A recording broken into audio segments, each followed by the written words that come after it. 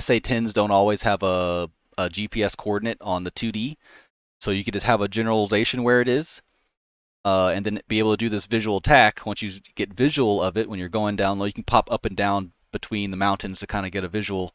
And then once you get a visual, you'll be able to see where it is, and then go below the radar and do a pop-up attack uh, and visually hit the SA-10 or whatever's over there. Because if there's a SA-10, there's definitely a SA-8 or some type of man pad there too. So that's always a con of low-level attacks, but that's one of the reasons why you would do that. And it's harder. I'm surprised. Go ahead. I've seen loft pop-ups where they, instead of offsetting, well, sometimes they offset, but it's usually because of geography. But they do that 30-degree, and then they invert, find the target, and then they roll back wings level and do their dive also. Yeah, and this can also be used for guns. This is literally the same thing for guns. So you do the same exact maneuver, and you come back around, put the thing on the thing, and then you could shoot guns as well. The same type of maneuver there. Sure, but why would for example, I wonder why he did an offset instead of just going straight up and inverting and then flipping back around again. Because if you go straight up, you can't see the target anymore. It's gone. So you're trying to visually, you're blindly trying to visually bomb something. So the offset gives you could look over your shoulder and still see the target, and in that pop you can actually choose what you want to shoot at. Sure. And yeah, if you're nose up, belly down, you can't see anything. Another good point too, I guess, is if you were going straight at it and you were able to just use the distance, you'd probably end up overstressing your bombs if you flipped a 180 and dove down. True. Yeah.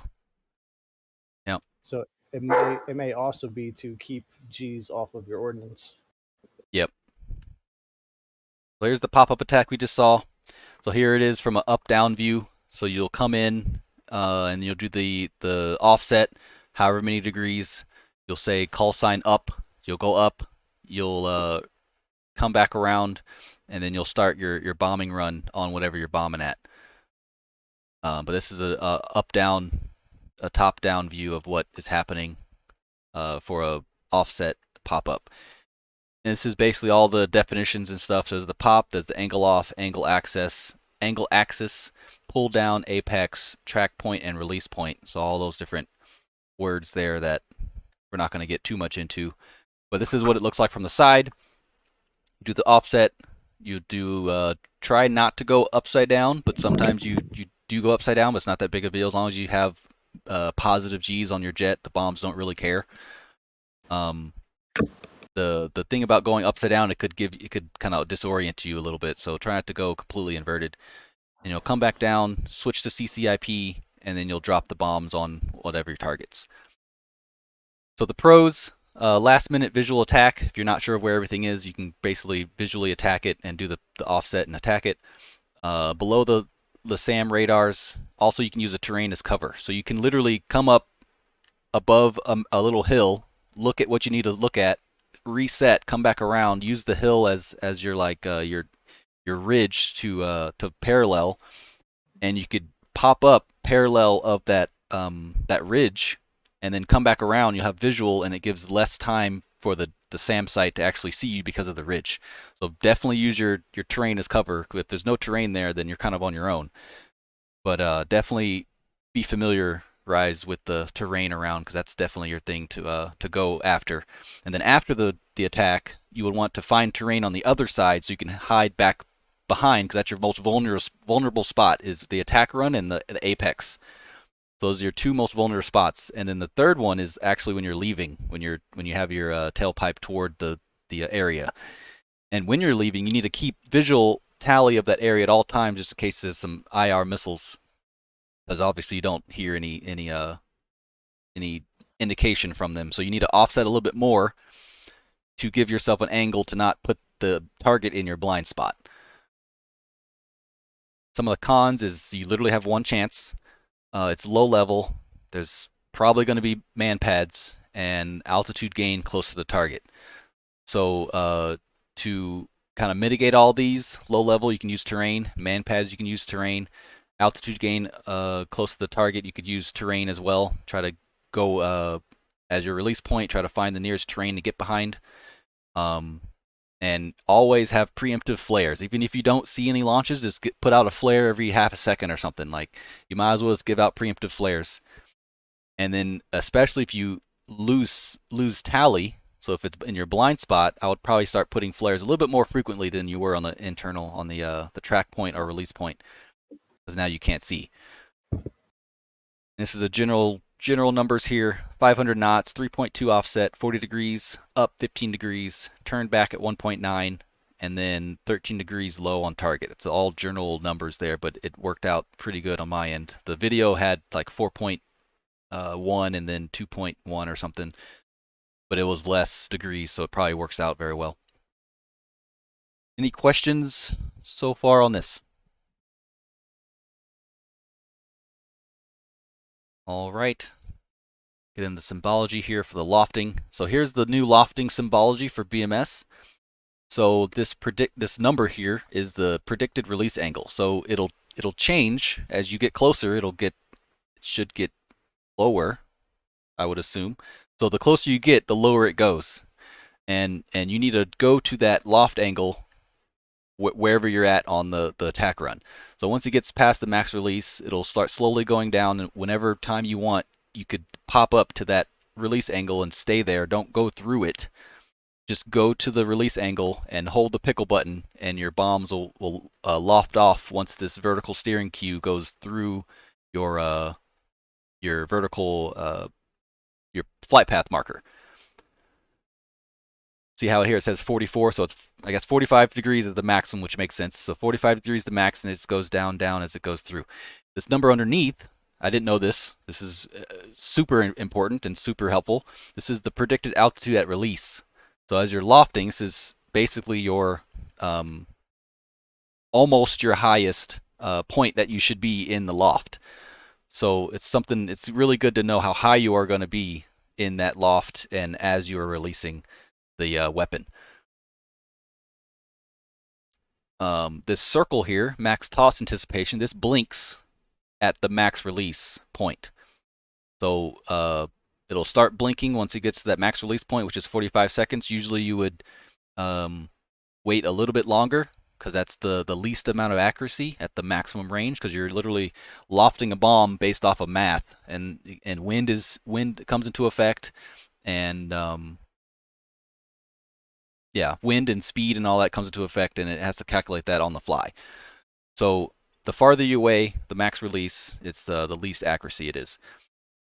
And this fall line is, you need to match this up with your velocity vector as much as you can. If you do it a little bit off, you'll be that much off and you won't hit the target. So you got to make sure you have that on the center, the top little dot or line on your velocity marker.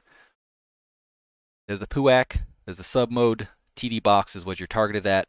There's your slant range, time to pull / time to release, distance, and bearing to target. So this is bearing, as in like relative bearing. So he's right on in line with it, so it's 0.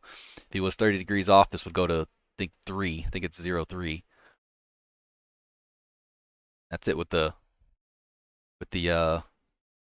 symbology. So the lofting attack it's like the offset. When you don't offset, you go right over the target and you loft right over the target and you go off. So some of the pros of it is that it's sneaky, because you're low level underneath the SAMs, low level standoff attack, and it's standoff. So you could loft your bombs a little bit farther than not lofting, obviously. So it's a little bit of a standoff attack, maybe like 2 or 3 miles, so it's not really too much standoff. But if you can loft behind a mountain, that would be the best, because you could loft behind a mountain and probably never even see or give a window of opportunity for the SAM to launch at you. So you can literally loft from behind a mountain. Also, it doesn't really need GPS, but it's good to have GPS with it. You could lock something up on your FCR and you could loft it from there. But as long as you have like some coordinates, you don't need GPS. You can have radar off. Everything could be off, and you could still do a lofting attack. Some of the cons is, again, you have about 1 chance to do it. vulnerable to man pads. Your belly is exposed because you're above the target here, so that's one of your vulnerable spots. So you need to do preemptive flaring, like before. Low altitude is a con, and then you need to be precise. That's why you need to have the the drop line right on your path marker, so you can be precise. I got a question. Yes. We had a discussion, I think it was last night, with regards to it's basically the same thing. The GBUs and the speed that you're going at. Yeah. Because at one point, and Jersey and I did this. 0.6. Yeah, it's 0.6 Mach. Below 0.6, they won't come off the rail. Oh yeah, because you're too slow. Yeah, makes sense. That's like what, 300? It's also a max speed. Yeah, it's a max. I wouldn't go above probably 550. I don't think they'll go off at 550. Exactly. No, I took a look at the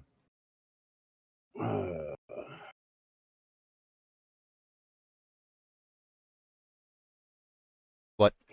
Goodness, what was it?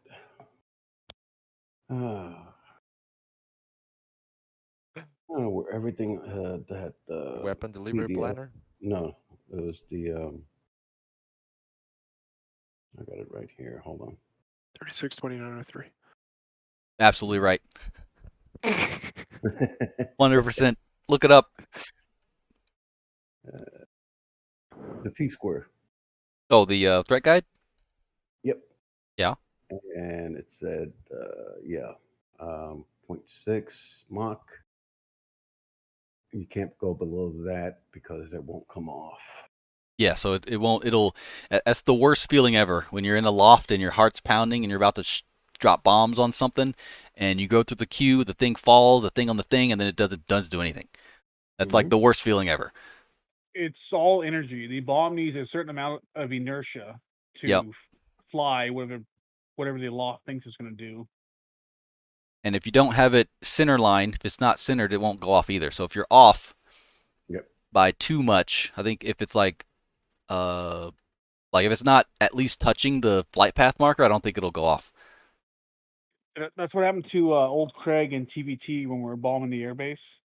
He was too fast over the airfield, so he couldn't get his bomb to come off. Yeah. Yeah, it does max speed also. Yep. So yeah, remember have it have this precise there, and if you do go off dry, it was in the vault. Don't freak out. Just kind of continue your run. Find a place to hide because you're just off dry, and continue your run. Go somewhere where you could kind of assess the situation, make sure you don't get shot down, and don't turn off immediately. Turn back around immediately. Just kind of ask your lead like I was off dry, and you'll go from there. Depending on the situation, you may or may not have another time to loft. But yeah, so next one, so here's some tactics on different type of attacks. So here's the two-ship attack. This is the usual attack for offsets. So you're in a trail, and number one would go in first, do the offset, come back in, switch to CCIP, bomb, and then number two would come in and bomb something else. In this case, it's recommended for the first person in to bomb something farther away. Because if the first person in bombs something close, this would be a giant smoke right in front of the second person. So it's good for the first person to attacking to bomb something farther away, so the number two coming in could see. So that's just something to keep aware of during a two-ship attack or a two-ship trail attack. So the pros is SAM watch just for the first person, partial support for SAM watch. Number two could watch number one for any SAMs. There's minimum exposure because you're flying in and flying right back out. It's low level, and some of the cons is, again, most of these are one chance, and there's very little support for the trailing aircraft. See, the number two is the last person. So the only time the first, depending on their distances, the number one in this turn could be looking back to see if he sees any launches, but that's about it for the support for number two. So number 2 has to just remember that you need to pop off preemptive flares a little bit more than number 1 because you're the second person coming in and they're probably ready by that at that point. So let's keep that in mind.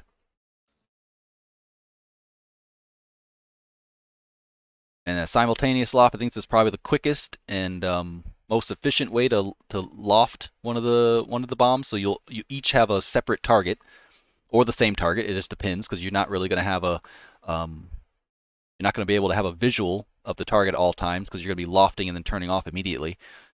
So the pros is laterally spread, so you're in line abreast, 6,000 feet. It's about 1.2 or 1.3 miles or so. So you'll be spread laterally. It's standoff because you have that release point a little bit farther than you would if you were doing a pop-up attack. You would be literally right over the target. So it's a little bit of standoff.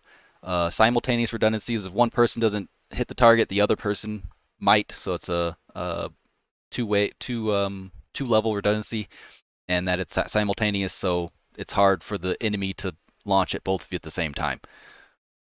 Preemptive flares is very important here because there's mutual support limiting during the loft because you're both focused, basically looking out the window or looking at your instruments. So it's kind of hard to give support to the other person, and they're right next to you. So that's not a good support sense. So it's definitely important to do preemptive flares in this sense, or in this attack formation here, because you're not really able to see what is being launched at. And it's none of these are really, except for pop-up attack. That's decent with mobile targets, but a lofting is not good with mobile targets because once you release it, that's it. There's no, if it's moving, that it'll be gone to where the release point or the impact point was. So that's one of the cons for for simultaneous loft. Any questions so far?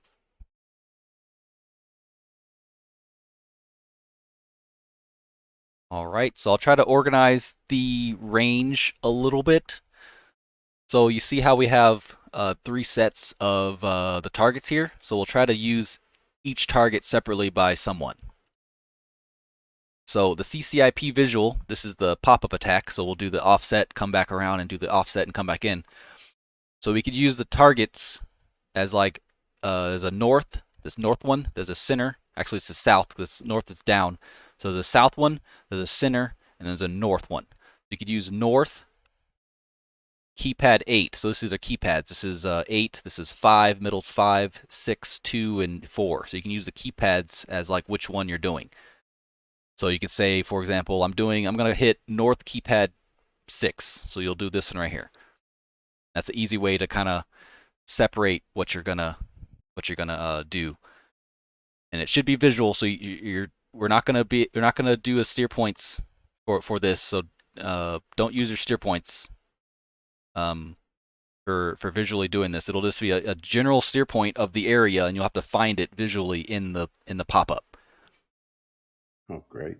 And it's more accurate instead of doing the crutch of a steer point, because you don't always have a steer point.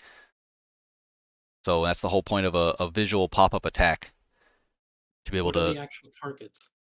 It's like a target pad. Like it's just a little pad. Oh, okay. Yeah, and then we have the smoke bombs, the practice blue bombs. It'll just create like smoke for a little bit. Yeah, they're like a minute or so, and it goes away. Yeah. So yeah, we'll try to do that there. I think there's 3 flights. We could have one flight one flight be assigned to a pad. Yeah, that's what I was doing. So yeah, I was saying 3 flights. So Falcon can take north, Jackal will take center, and then Jaguar will take the south one. And you can divvy it off between your flights there. That's about it. And then Loft Attack will do the same thing.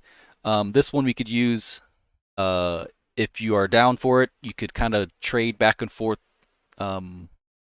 mark points if you want, or you could use the TGP at higher altitude or lower altitude, depending on which one you want to do. So you need to get the TGP, create a mark point, save that mark point, and then do a loft based off of that mark point.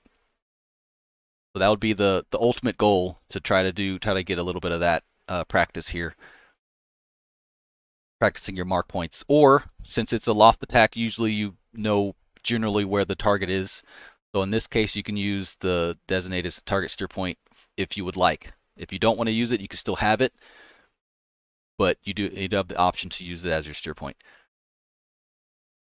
Target steer points, low approaches. So I want you in the weeds. I don't want to be up in the air, so I want to be definitely in the weeds. Loft your chosen targets. Use the cover if able. There's a lot of small hills to the north and I think the east area, and there's a large one to the west. It's like in a bowl. Yeah, so there's a lot of good places to hide over there. Take note of the terrain when you're down there, and like I said, what you can hide behind after your attack.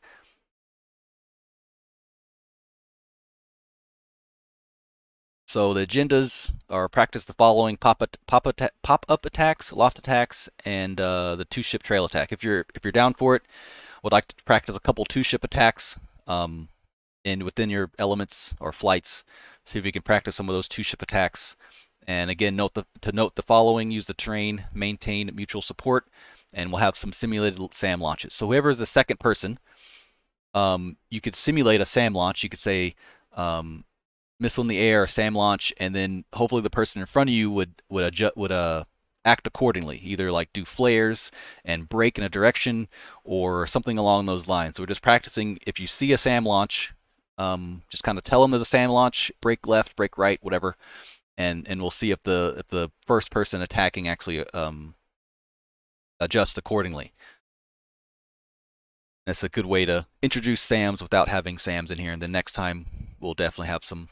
At some point, we'll have SAMs included, and it'll be terrifying. Here's the tasking. So Falcon 1, 15, 16, and 17. And let's see, I see Juddy in here. So I'll have you. You okay with going to Ripper? Ripper, you okay with having Juddy? You kind of have no choice because he wants to join, and all of us are full. Yeah, I'm okay. As long as he's okay. Nope, yep, that's good. He can go number 3. Sweet. Well, he's number 3. And about it. TACAN 15, 16, 17. Yep. So any overall questions, any reattacks or anything that you want to talk about covering I'm not today? as familiar with the CCRP loft attack. Is there anything you have to do on the MFD to tell it that you're going to do that? So if you're in CCRP, it'll automatically give you the loft queue. Okay. Yeah, it'll automatically do that.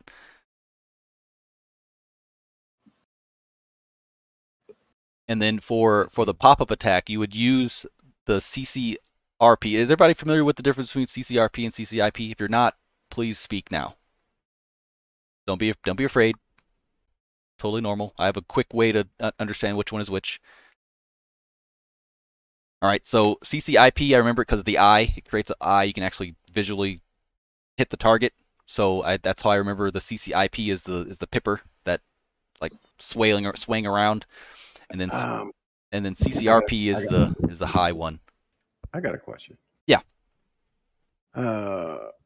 Besides going into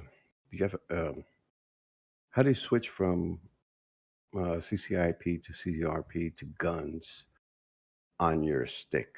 So to switch to guns, you would hold your uncage button. You would hold it for like 3 seconds, and it'll switch to strafe. Gotcha. And then you could cycle back and forth by holding your uncage button. Gotcha. And then the switch to CCIP is the basically your noseable steering switch. I think it's just a single press, I believe. You just press it, it'll cycle through all of them. It is one press. Yep. It's short. And also for that strafe thing, don't expect it to work on older blocks. So if you're in an 80s theater, I believe they didn't have that switchology. Makes sense. Implemented or something.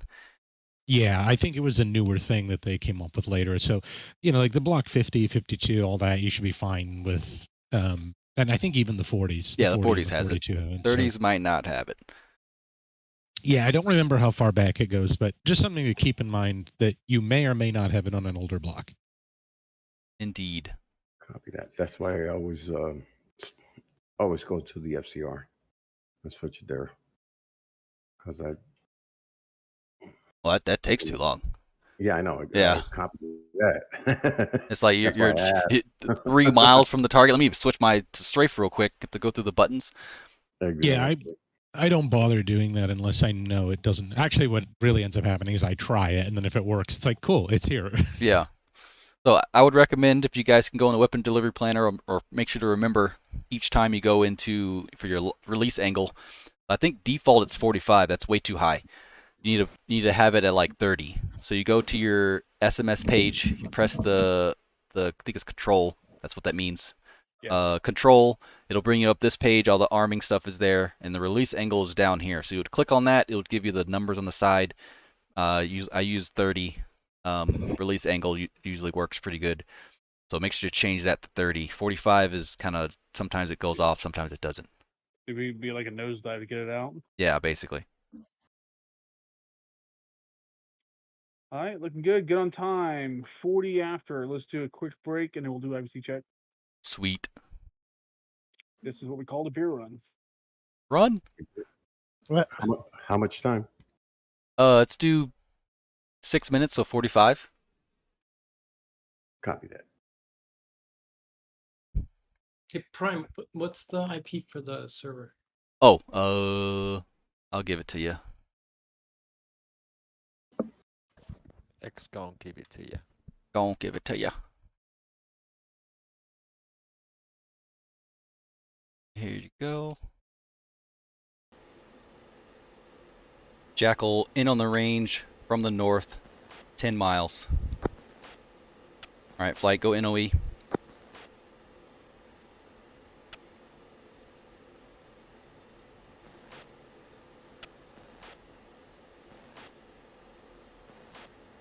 Jackal flight in on the range from the north, NOE run from north to south for offset pop-up.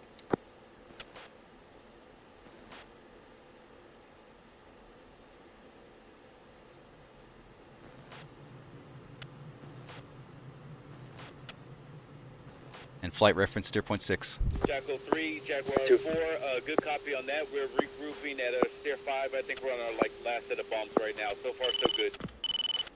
Copy. Jackal's in on the range, 8 miles north, from the north.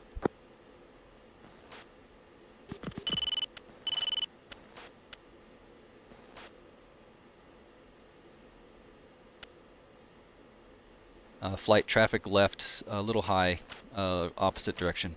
2. 1, 2, say again.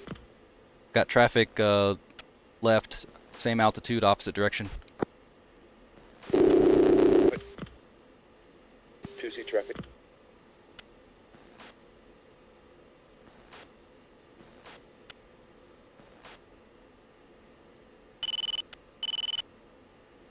All right, one's offset. 2 something.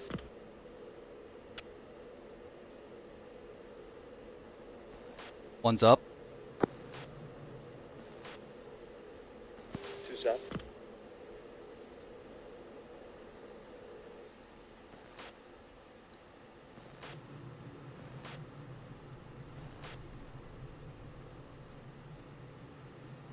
Three's up.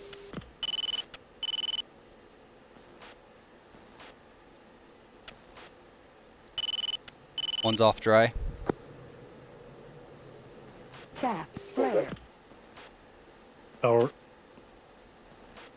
Tower Falcon ready for departure. 2 south.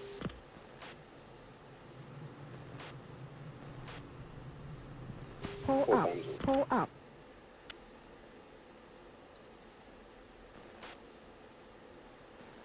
We're going to corkscrew left pattern, so continue. We're going to go out a couple miles and come back in. Tower Falcon ready for departure. 3, 1 away, off. Man, you got your Discord unmuted?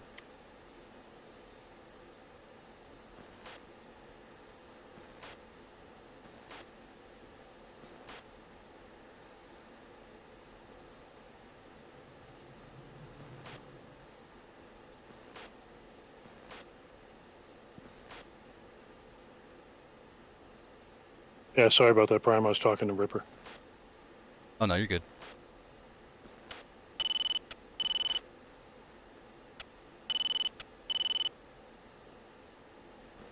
Hey, we both got that nose wheels or steering bug anyway, and I'm taking off again.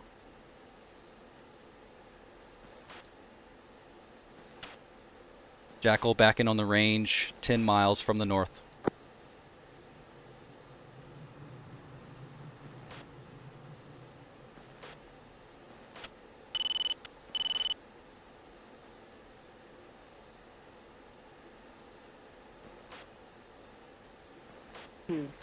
Altitude. 4 back in.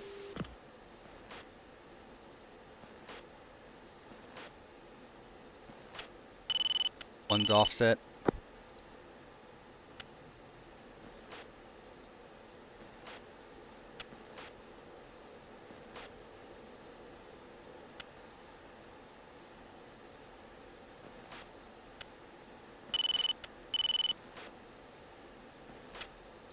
One's up.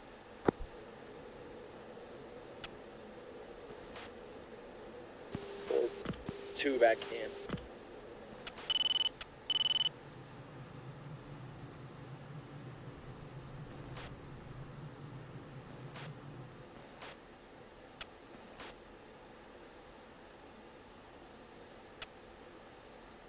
Three is offset. Bombs away. Chaff. Flare.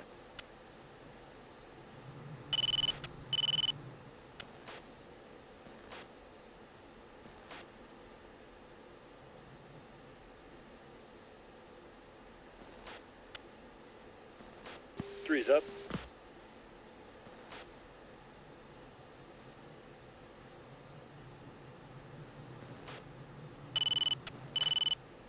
Missile in the air. Break, break. Missile. Two's offset.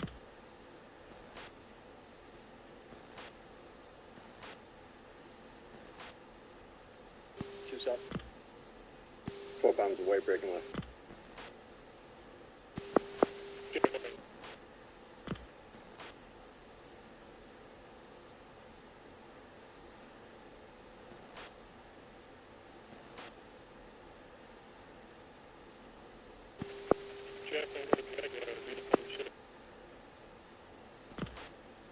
Jackal on uniform. Got you really low here. Go ahead for Jackal.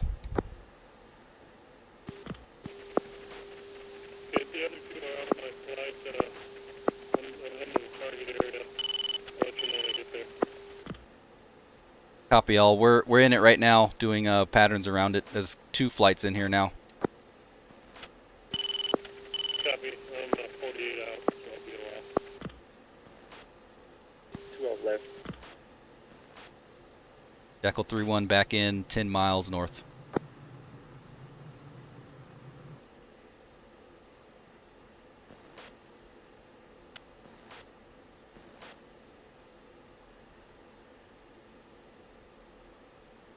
Flight go trail. The alternate's 12 o'clock, 23 miles.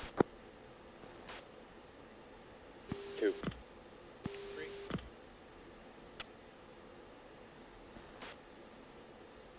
And in the descent.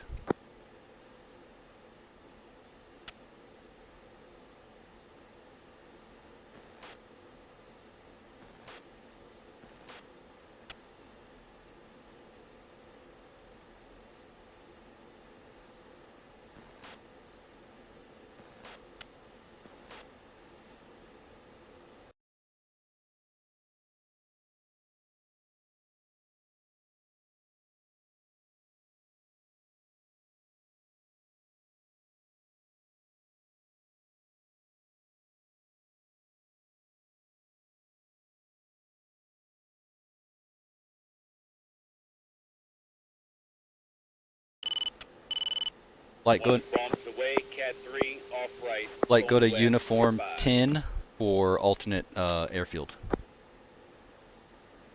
2. 3. Jackal 3 tuning to uniform 10 for alternate. And it'll be our last pass. Go ahead and start heading home after that pass.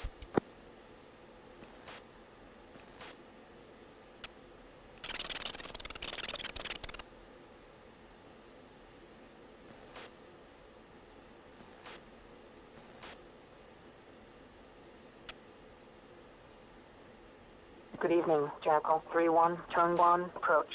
Continuing down for straight-in approach. Runway 18 left. Welcome back.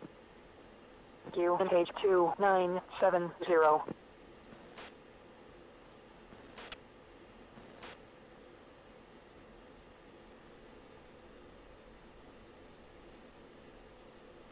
Jackal 3-1, contact tower for landing. Switch to 3015. 23015 Jackal. Jackal.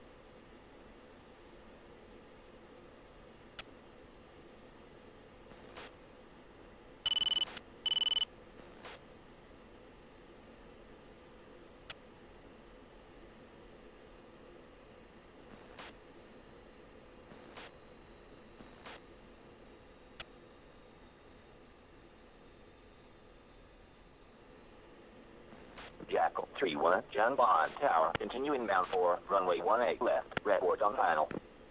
Alright, field is 10 o'clock, 5 miles, 5.5 miles. 2. 3.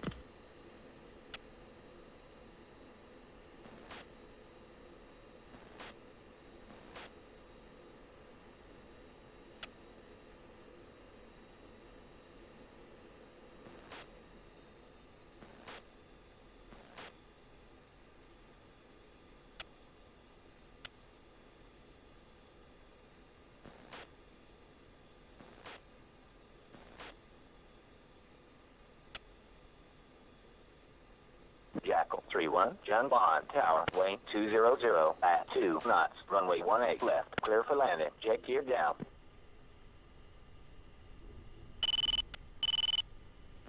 Alright, gear down, 2 mile on final, runway 18 left. 2 on final.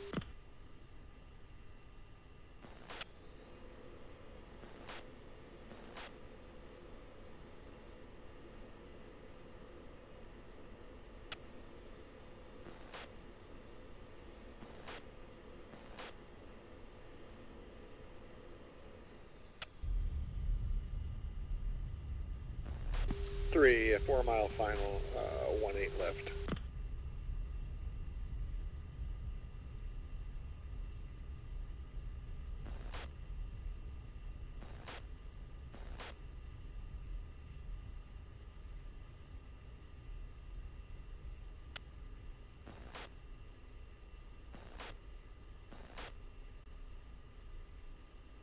One, 2, I'm on your left.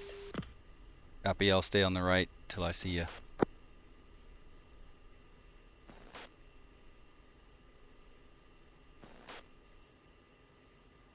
Oh, hello. Howdy. Jackal 3-2, contact room, switch to 2, What was that? 7590. That we did a pretty tandem landing. Yeah, I see you like desyncing and hovering off the runway there. No, I don't. What Thank was you that? for telling me.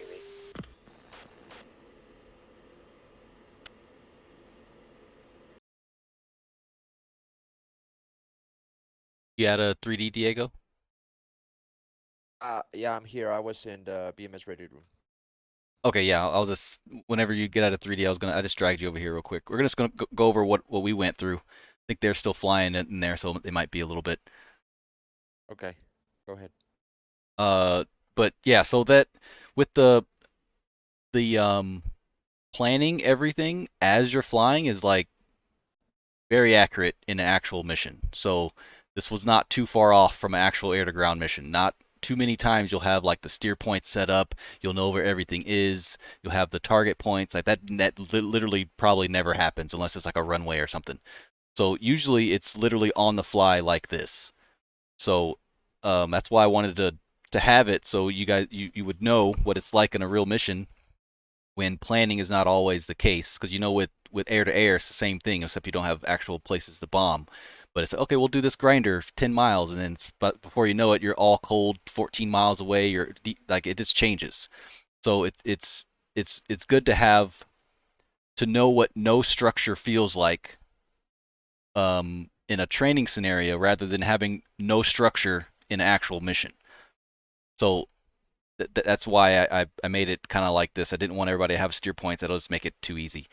And in reality, it's a visual anyway, so you don't need steer points for visual bombing. But I think everybody hit their targets there. I saw the little black dots on the keypads there, so that was good. Did anybody have any questions right off the bat from the offsets and the turn-ins and stuff? No, everything was good there. Mostly, I failed the mission completely. I couldn't target anything on TGP. I mean, I did, but it was totally off. So we're doing it visually. So you couldn't see anything. Like what do you mean? I went to FTR and I knew where their 6 was, steer point 6. So Yeah. I knew where the bombing range was. Went Yeah. to TGP and targeted a circle. And for some reason, I had to switch over to CCIP because CCRP did not pick it up. That was the whole point to go to CCIP. That was you offset, you use CCRP to go in, and then you would offset, switch to CCIP, gain visual, and drop your bomb. Okay, well then I did it correctly. You take a look at the bombs that I dropped. I also have a question. Yeah. Okay, so I had selected mark points, and I had slaved it to my helmet. Then I went into medium range missile mode just to be able to see my radar and figure out who was in front of me. And when I went back into air ground mode, I couldn't get the mark point at all. Like I had to go back and forth many times through modes so I could get the mark point in my HUD again, so I could slave it into my helmet, so I could mark point on the ground. And it's not the first time it's happened, so perhaps there's a change or some. So well, you have to recalibrate your helmet. Well, you got to make sure you're not in missile master mode, going into air to ground mode. You got to make sure you go out of air to missile mode, go to nav, and then go to air to ground. Because it'll freak out and do both. It won't work right.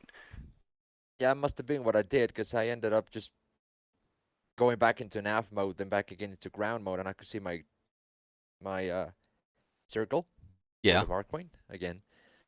So yeah, that screwed up everything, but I could get a mark point in the end. Yeah, it was hard because I tried the head mounted thing, but like Rody said, it kind of gets degraded as time goes on, so it might not be exactly where you want it. You can adjust with the TGP after you've set up a mark True. point at the Yeah. ground. Yeah. But the clouds weren't helping at all. That was crazy. I mean, there Yeah. was a point in which I turned. There was a point in which I'd popped up, then I turned to right into the range, and I couldn't see anything. I was like at 5,000 feet, and I know the mountains are at 5,000 feet there. Yeah. So. Yep. You're skimming the mountains, and it's good that this wasn't just like it's pretty. Once you get this offset thing, 'cause I think everybody had the offset. That's no problems with the offset. It's mostly just having visual, which is it's not always going to be clear skies when you're trying to shoot down SA-8s. Like, so sometimes it's just how it is. So we have the tactics down. It's just that sometimes the weather, which is with anybody, can't have visual if the weather's there. and then some symbology stuff with missile mode and going into from missile mode to air to ground mode. And now since we're out of the pit, did everybody, you understood the center one and the pads? Because I went off dry the first time. I think I saw the little black things. See where that hit at. The keypad. Yep, that's it. Just keypad 4. So that was good. Number 2, you hit the correct one. I just went off to the wrong side. Yeah, you went off that way. I had to track back in, and I went off dry. I That's ended up- fine. yeah.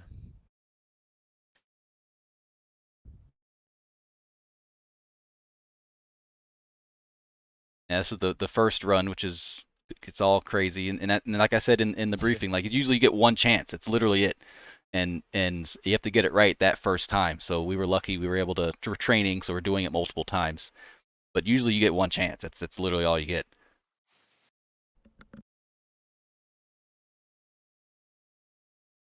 Let me go back and see this offset here. Yeah. So yeah, see the offset. So we all, this is the trail trail pop up. So we're all in trail here. We all get it and come back in and bomb. And Rode, I think you had some confusing stuff there with your system, so that's fine. It was a first run. Yeah. A second go, I was a little off here, so I still had my in the HUD, so I didn't even offset. I just stayed going this way because I'm already offset. And I just started my turn. Once I gained visual, like once I was like here, I started to see stuff.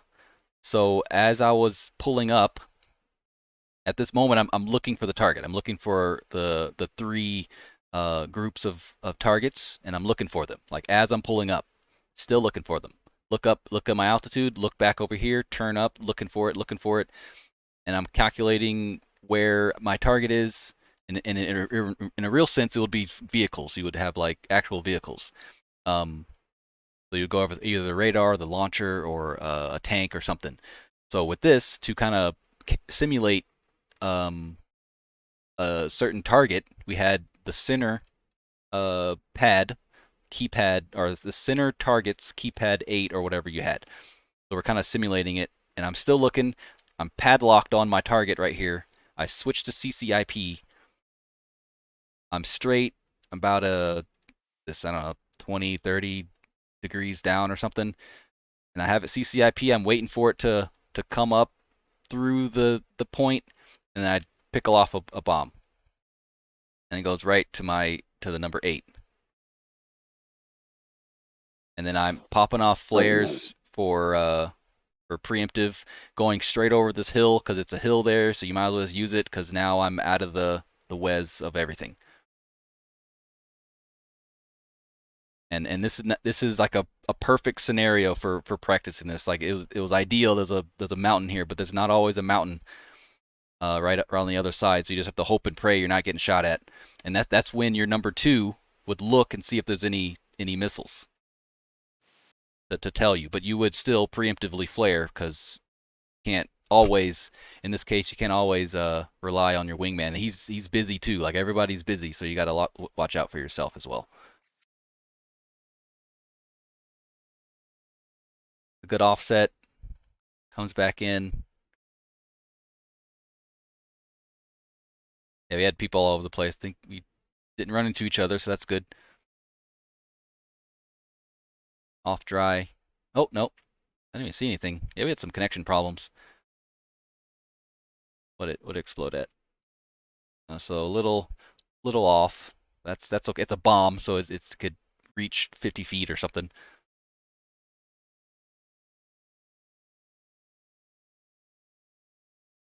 Oh, you're number 3, so that was good. Yeah, number 6.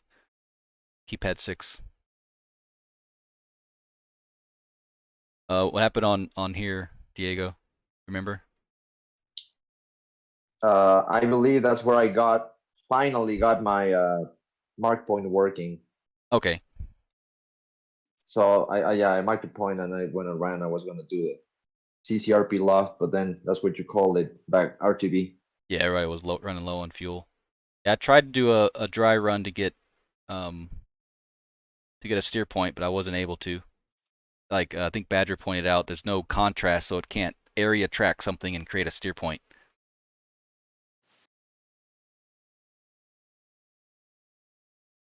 Yeah, yeah, I did it visually with the helmet. Okay, yeah, that's fair. Yeah. So there's the offset. There's the coming. Oh, that was a loft from Metal Steve. Offset. Coming back, looking for my target. Got the middle targets there. CCIP and off on keypad 8. Doing preemptive flares. And you're looking behind you for any you're looking behind you and in front of you for any for the mountain, and then for any actual missiles behind you, just in case you get launched at. And that's why I offset a little. You see, I offset a little bit to the right a little bit, and then I come back to the left so I could see behind me a little better. Then now I'm looking at the mountain. I don't want to run into the mountain here.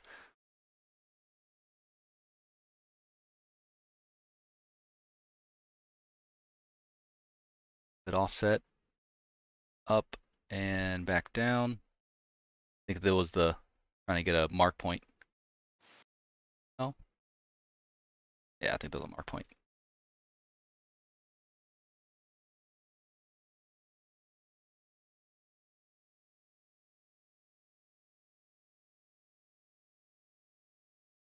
Good offset, come back in, back on the target. Yep, very good. I love how the parachute guys just do. Yeah, still ejected crew. Just like, huh? Says airplanes watching here. That's neat. It should have a D in front of it. Oh man. Yeah. Dejected crewman. Dejected, yeah. No, dejected. Oh, dejected.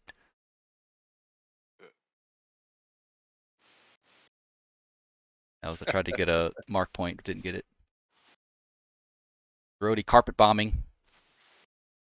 Boom, boom, boom, boom. Yeah, he's like, oh man. Smoke everywhere. Brody, did you get the tower again? No, I left that one alone. You left it alone this time? Yep. Last time I killed the forward observer. Oof. You're cleared hot, declared hot, and killed him. Like, oh. Let's go to prom dates flight here. So I had other things I wanted to do. I wanted to do the Mark Point 2 and send that. We didn't really get around to that. We were going to do a dry one, split the elements up. So myself and 2, we're going to come in, check out the cloud coverage, and Yeah, it wasn't that great. Yeah, we're going to do the same thing. Pick out some hills and mountains and terrain to hide behind, and then it kind of got to the point in the dry run. I just kind of decided last minute. All right, here, let me do the attack. So it's real steep here, as you can tell. So I went ahead and did the first one. I know 3 was having some issues. His bombs wasn't coming off. He was getting pissed off, and I think that was the little parachute guy was him, because he did eject right over the over the range there, unless something else happened. But I think he just popped out and left, because I think he did about 2 or 3 passes. Bombs weren't coming off. He couldn't figure it out, and he just got up out of there. But yeah, mine were pretty steep. I'm going to be honest, like these, I haven't done this much besides gun runs. As you can see, yeah, it was crazy steep. Yeah, I'm definitely looking at it. Yeah, I didn't want to really go inverted. That one was an accident. Was this the first one or the second one? This seems like the first actual run. The first one was dry. Yeah, all right, this is supposed to be the dry. We were just supposed to go past it. I'm like, well, hell, I'm already here. I'm like, all right, let me go ahead and dive one. Boop. Boop. Explosion. And, or that might have been the second one. Yeah, the first one was complete dry. The second one was super steep. And then I was, of course, doing them with pairs. And the rest of the ones I did was dive toss, which I love that. Oh, yeah, that's nice. I like dive toss. Was just really trying to get a good angle, because, yeah, if you come at the wrong angle, your whole entire line of sight is covered by the hills. Yeah. And yeah, we can keep pretty much letting it run here because I heard you did the call out that you guys were coming in, so we hung by stair 5 for a good hot minute. But dive tosses turned out pretty good. On my part, necessarily, I don't think I was actually hitting our ground circular targets, but I was mainly trying to focus on just getting the tactics down. Yeah, we should have just, instead of going after we should have just went after steer point 6, just get the tactics down. Yeah, yeah. Because we tried to get the mark points and do the certain one, but we should have just did the steer point 6 because it's same.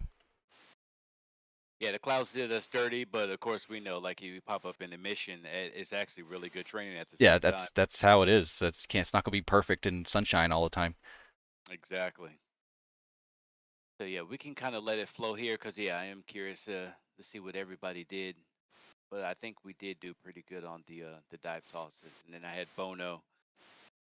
When you guys wrapped it up, yeah, we went ahead and did our last couple of runs. I think they turned out pretty good. Just getting all the symbology and everything lined up. So we'll see what happened here. You guys, thanks for setting up. We'll see you around. Yep. See. Yeah, it seems like we had a lot of landing gear stuff. So definitely. Yeah, a lot of those going on. Goodness. The same issue with the nose wheel failure. Well, yeah, the one person had a main. I think Mailman had a main, left main. But it doesn't collect data unless it fails on my end, so it doesn't really do us much good. Right. That's the first time I've seen a main fail. It's all been nose gears before. Yeah. True. Yeah, I didn't know. Like, I was on final, and then I'm literally like 50 feet off the ground. I get a hydraulic failure. The heck? And so my first thought was brakes. I was like, oh shit, okay, I'm not going to be able to stop. Yeah. So I get the hook down. I'm getting set up to catch a cable, and next thing I know, the nose just falls down. I'm like, Jeez. oh, it's the gear. It's like, Jesus Christ. So my last pad, yeah, I had it set for 2 pairs. I only had 4 bombs left. Everything was working perfect. I came in doing about maybe 450, 460 knots. I got the loft queue pulled up to the 30 degrees, held it. They actually probably came off like around 28. Nice. And yeah, they pretty much all hit. Because yeah, like you said, it is with the inertia. You know, if you need to be going like the right speed, everything. If you're going too slow or too fast, Yeah, it's not gonna come off. Right, and if they do, they're either going to fall too short or too long. And so here, yeah, let's see what happens. All right, so here I think we turned around. Yeah, we had a crappy angle, and then yeah, here we come back in for the next one. Here it came out pretty good. I think Bono's going to follow me. Yeah. This should be a good one here. Yeah, so turn back in quick, and the pop. Oh, you don't even see them. Yeah, you don't even see the bombs. I don't know. Oh yeah, they came off though. Yeah. Boop. Yep. Boop. I think I even hit the parachute. Yep. Parachute guy. It was the parachute guy? Yeah. Someone ejected and he's just chilling there. Been there for like 20 minutes. So during our first initial pass, with the dive tosses, I think Gump, he was the number 3, and he was having issues. He did 3, maybe 4 passes. Bombs weren't coming off. It looked like he was getting pretty pissed off. I think he just punched out. Yeah, so that's him floating there, and then we pretty much tried to keep some kind of organization, but it got a little wacky due to the clouds and the weather and stuff. Yeah, it was. I'm just glad that we didn't have any CFIT and mid-air collisions. So, good job on everybody's part. I came up to the tanker and I see all those planes. I'm like, holy crap. Because there was a couple times I was like, I can't see anything, and I'm at like 4,000 feet. Like, either I'm going to hit a mountain in the next 3 seconds, or I'm not. That happened to me. All of a sudden, a cloud just disappeared, and all of a sudden, the mountain's right there. I had to pull up. Yeah, it's like, uh-oh. Yeah, that's, yeah, decisions. So one thing I did notice, I don't know if you guys saw it on your side. I know when I was done refueling, I got on the tanker's right side, right observation, and I made a call out to 3 and 4 to get on the left observation while 2 was refueling, and it looked like they said, or 3 said they were, but it looked like they were like 8 miles in trail behind the tanker. I mean, they were way back there. And then I saw you guys, Jackal Flight, Prime Flight coming in, and I'm pretty sure you guys were over there too on the left wing. But it looked like you guys were like 5+ miles way behind the tanker. So I don't know what was going on with that. Huh. It was kind of yeah, it was kind of weird. There was three flights on the tanker for a little while.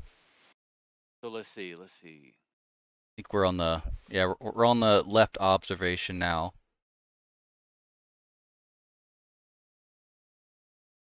And Gump did a split S. He didn't have a good time today. And it's like, oh, I mean, it's gonna take forever to get back here now. Okay, so yeah, like how it is, the trailer guy that's in the back, it looked like all you guys were maybe another 3 miles behind him. Yeah, Really? behind Badger. Yeah, that from my view, yeah, it was ridiculous. I'm like, are you kidding me? Huh. I knew you guys, yeah, and I knew you guys weren't there, but yeah, from what I was seeing, it was like I should have recorded. Yeah, it was pretty weird. I said it might have been a smart skill line issue or something. Yeah, it might have been something. Might have been. Well, I had Diego when he joined. We couldn't see him, so he had to rejoin, and then we were able to see him. And then on landing, his jet was like upside down, backwards, hovering 10 feet off the runway, continuing through the runway as we were landing. Like, what is going on? Oh man, it was pretty crazy. That was good. We didn't crash into each other on this either, because that's when almost 10 people in the same area, 1 mile space, like that's dangerous. But we were able to keep all our spacing pretty good. Yeah, Jersey, you confused us being in that slot there, because everybody else was like, I'm in front of this guy, I'm behind this guy, there's another plane, what's going on? That's when I called out. I see three F-16 behind the tanker, and hello, Badger and I are right behind over you here. guys. It's like, So yeah, it's like, who is this other guy? Yeah, and I can't help. I'm busy, so I can't do anything. So that's why I was trying to see like who's this other person in the flight here. We finally figured it out. He got behind us. And then yeah, so Diego, I wasn't aware you've never tanked before ever. So yeah, like I did it once. Yeah.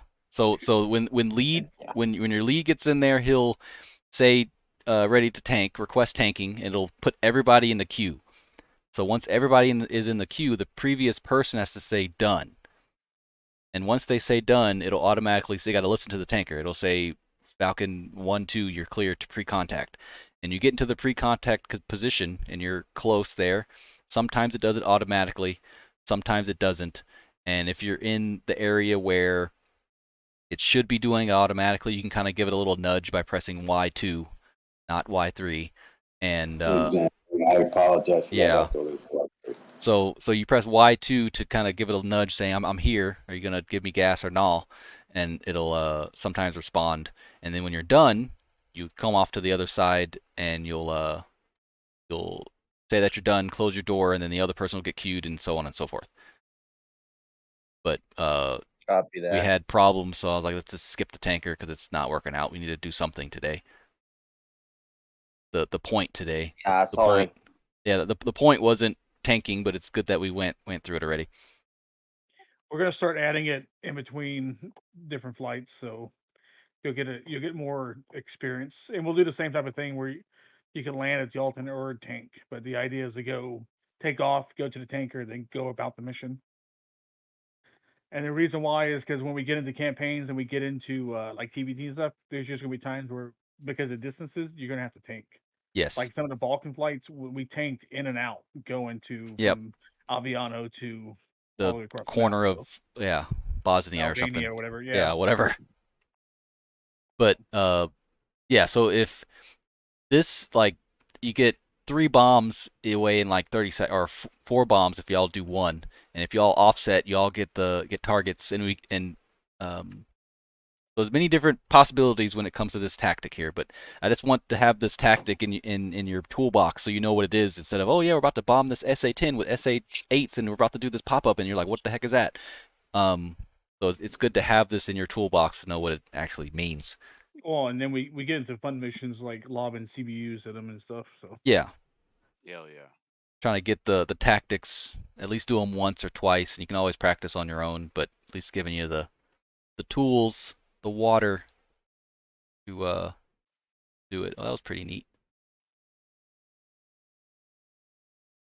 Yeah, sometimes you could do that. It's all kind of it's unlimited possibilities to attack.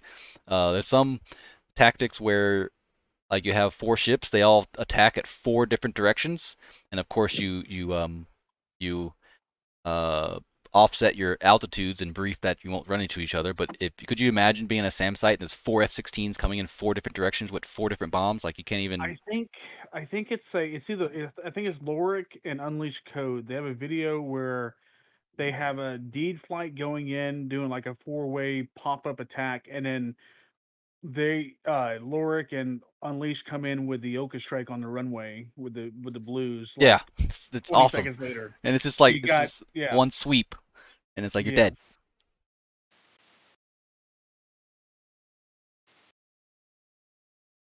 Yeah. That was Yeah, probably. Oh, go my ahead. last run, I just copper bombed everything. Yeah, you did. Yeah, I saw that. Saw that. Where'd you go? You're over here. No, you're not. Where you are. Oh, real? Oh, there's Ruddy. Yeah, I saw you just carpet bomb the runway. Bloop, bloop, bloop. Yep. So yeah, trust me, the missions will get more fun. I know not many people like air to ground, but sometimes you got to do it.